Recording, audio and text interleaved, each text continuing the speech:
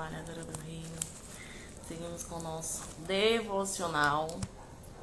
42 dias para descobrir o teu propósito. 42 dias com o livro Uma Vida com Propósito. Seja bem-vindo, seja bem-vinda, preciosa. É um prazer te ter aqui comigo sempre. Vocês que estão sempre me acompanhando, segue comigo nos stories.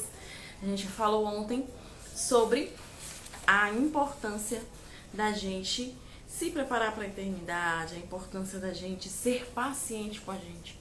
Saber que nós somos falíveis, que somos limitados. Ser paciente com Deus, que tem um tempo para tudo na vida.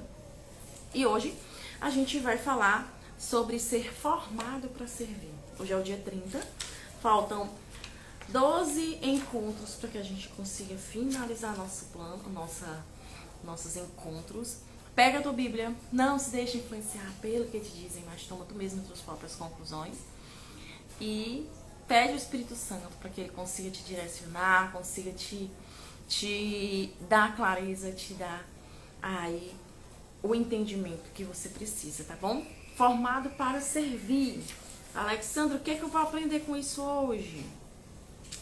A gente vai aprender a ter clareza. Cadê? Não é esse não, gente. Hoje é o dia 29. Hoje é 29. Formado para servir vai ser amanhã. A gente tá no padrão, a gente tá no bloco. Nós fomos criados, moldados para servir a Ele com o tema aceitar nossa missão. Você já sabe sua missão? Você já entende para que você veio ao mundo? Né? O mundo nos conta que existe um propósito, né? A vida tem propósito. Qual é o teu propósito? Aquilo que você ama fazer, aquilo que pode contribuir para o mundo, aquilo que quando você falecer vão dizer que foram, as pessoas irão dizer que foram influenciadas, foram contaminadas, foram ajudadas por você, né? Então, nós temos um propósito principal, né? Que é aceitar essa missão aí, Senhor. Pega a tua Bíblia, confere aqui comigo, caneta, papel na mão, quem é Preciosa Raiz já sabe que a gente sempre anota, a gente sempre recita, poder para absorver, não só ouvir aqui, né, Alexandra falando, mas você realmente anotar, para que quando vier o dia mau, o dia ruim, você consiga rebater, consiga enraizar ainda mais isso na sua mente. Foi o próprio Deus quem fez de nós o que somos e nos deu uma vida nova da parte de Cristo. E há muitos séculos atrás, planejou que gastássemos essa vida em auxílio aos outros. Eu te glorifiquei na terra, Efésios 2:10, tá? Eu te glorifiquei na terra ao cumprir até o último detalhe, tudo que mandaste fazer. João 17. Gente, eu esqueci de beber água. Com licença.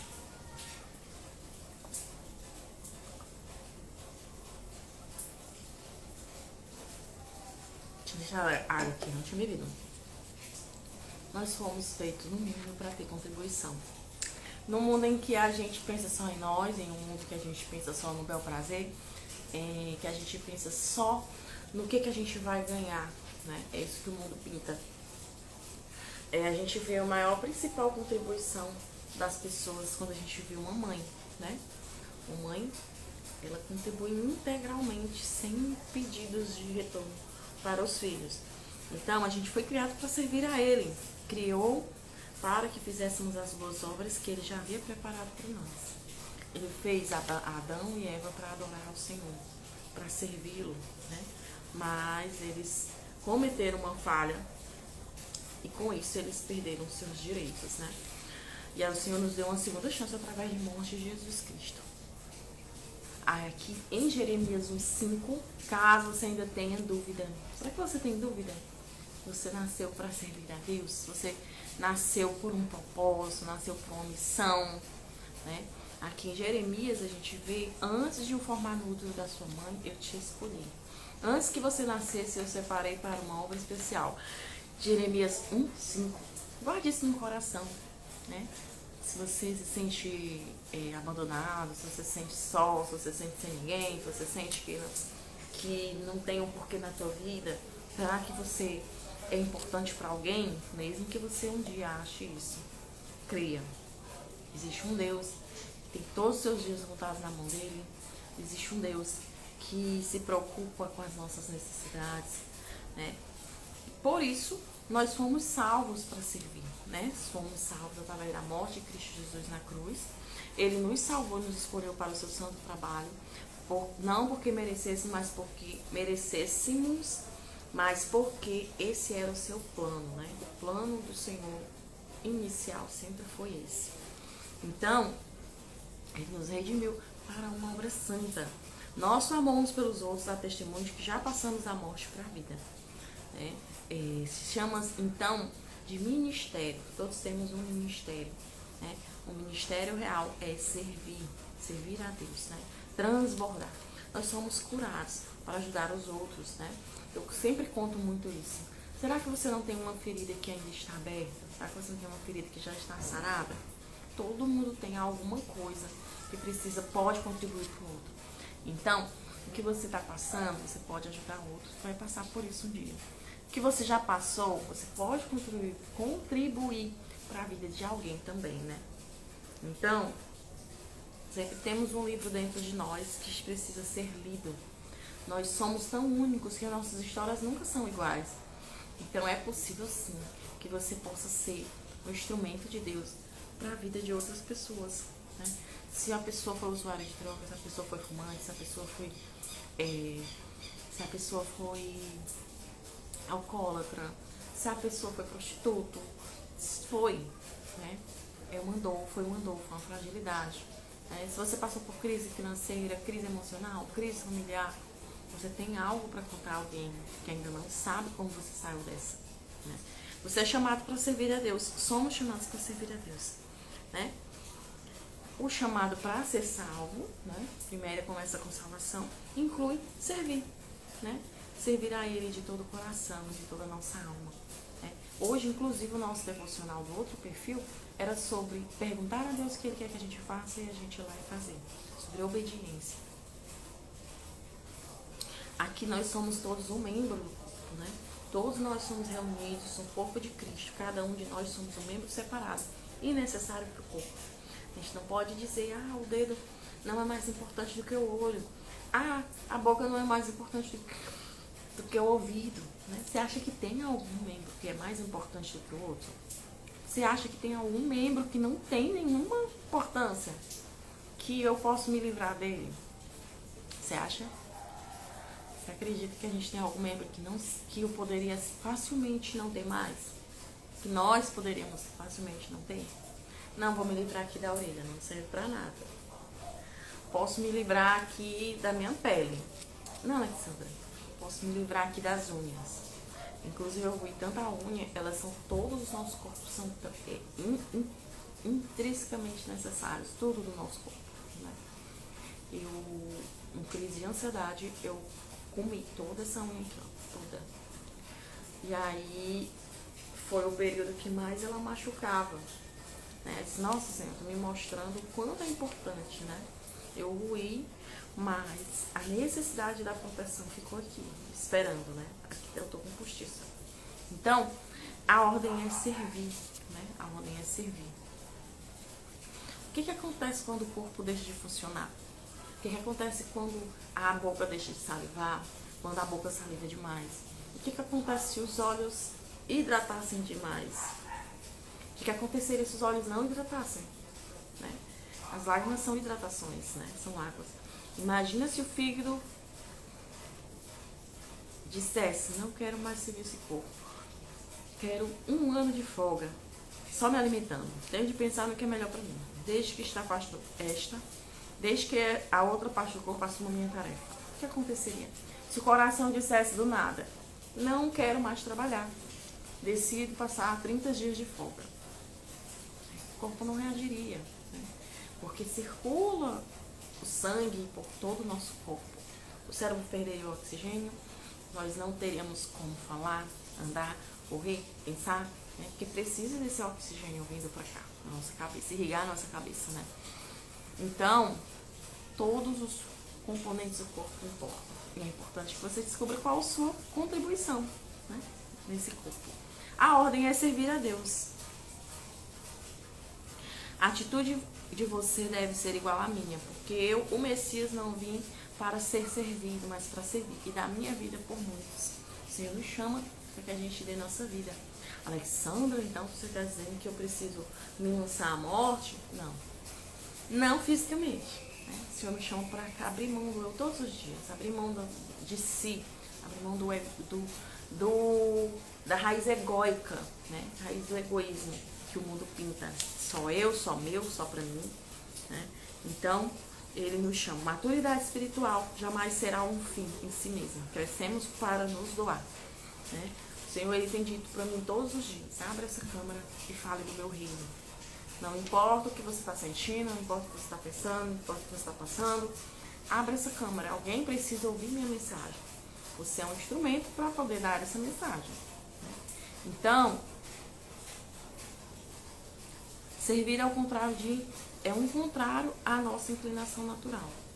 A maior parte do nosso, como eu falei ontem, né? Existem igrejas que as pessoas ficam pulando de galho em galho. As pessoas ficam pulando, procurando igreja aquela que lhe agrada mais.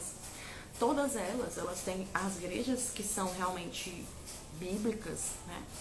Elas precisam dizer quem é o nosso Deus, porque nós estamos aqui, para onde nós iremos, né? E não apenas defender que Deus, existe um Deus que é o nosso mordomo. Nós somos mordomos dele. Ele ainda nos dá tudo. Se eu acordei, ele já me deu a vida. Se eu não acordei, ele já me deu a misericórdia. Você acordou, Deus já te deu mais um dia para respirar, para viver. Né? Viver, não sobreviver. Então, aqui a gente não pode simplesmente procurar uma igreja só por isso, né? Essa igreja, ela tem que dizer quem é o nosso Deus, para onde nós iremos, o que Jesus fez na cruz, para onde nós, o que temos de obrigações, né? Que a vida, ela tá, o mundo em si, ele tá muito de defesa por prazeres, né? Prazeres sexuais, prazeres emocionais, prazeres, você precisa estar, as redes sociais aí bombardeando a todo vapor, para dizer que eu preciso eu não quero acessar o desconforto, conforto, e a vida não é isso.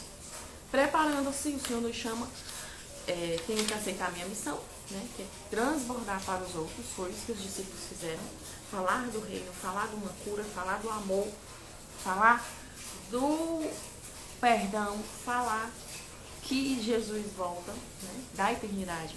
Então eu preciso me preparar para essa eternidade. Cada um de nós prestará contas pessoalmente a Deus.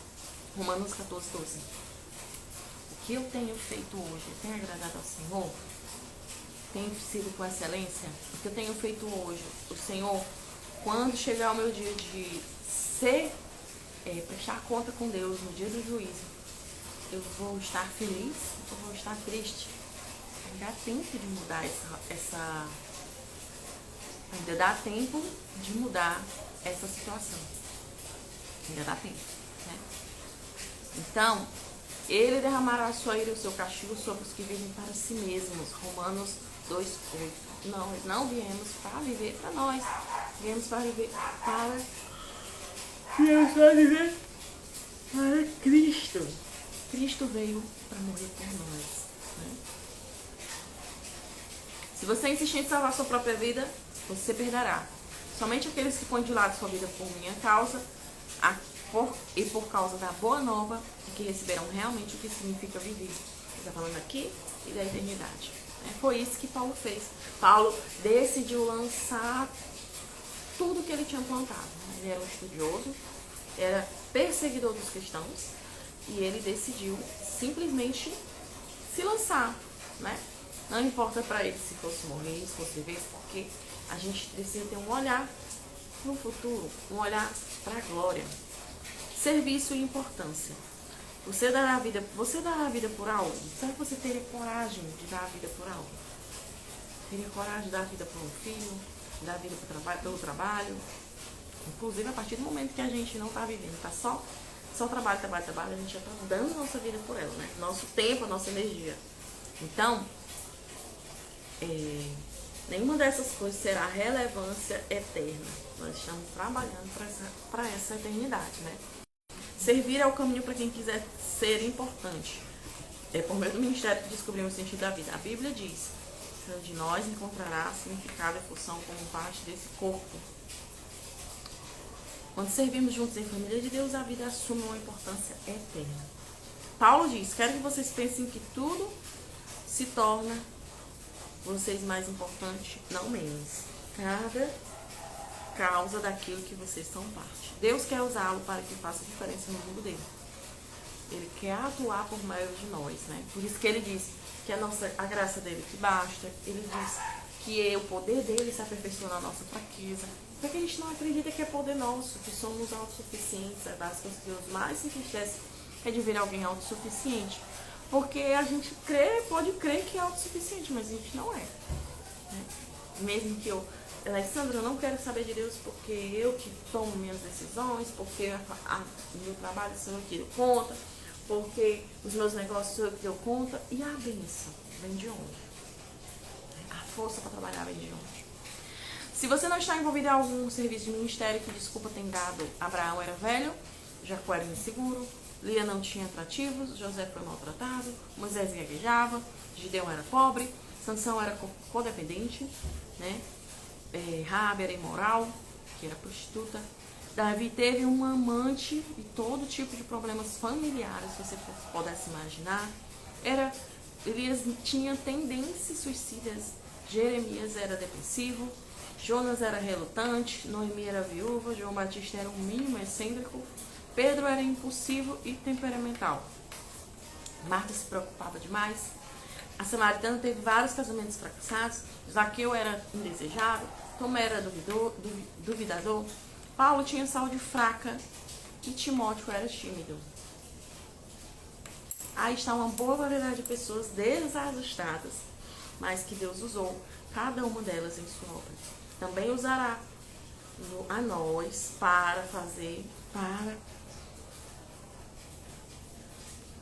se nós pararmos de usar desculpas, né? Quem somos nós atrás das desculpas? Qual desculpa estou dando para mim mesma? Volta a lembrar, eu sou a primeira que precisa ouvir essas palavras, a primeira que está revendo novamente esse livro, eu li isso na adolescência, né? E minha boca está mais perto do meu ouvido, e tudo que eu venho aqui falar para ti, ou eu estou precisando naquele momento, ou vai servir para mim também. Então, Deus não quer pessoas perfeitas, né? Deus quer trabalhar em nós através das nossas imperfeições, tá bom?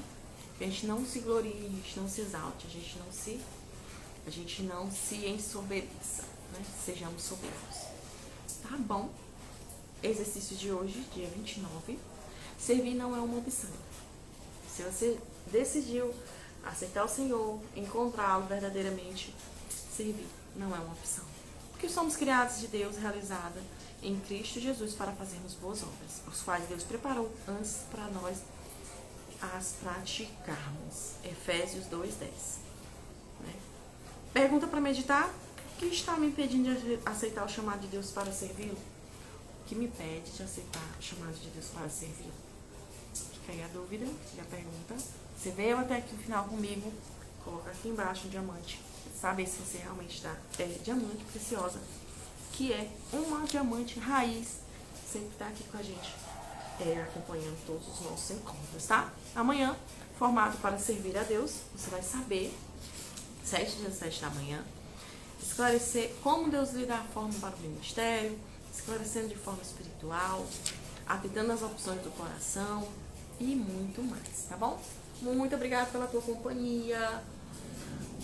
Deus abençoe sua vida grandiosamente.